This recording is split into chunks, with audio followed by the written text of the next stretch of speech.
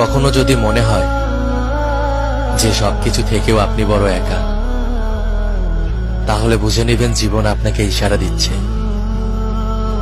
নতুন কিছু শিখো, না হয় নতুন কিছু করো।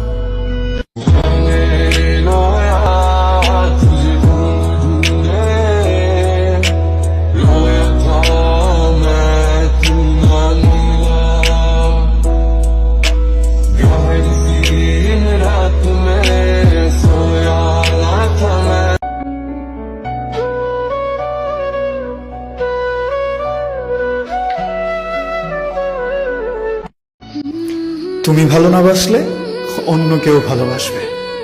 পৃথিবীর কোনো শূন্যতাই শূন্য থাকে না, ধুলোবালি দিয়ে হলেও সেটা পূরণ হয়।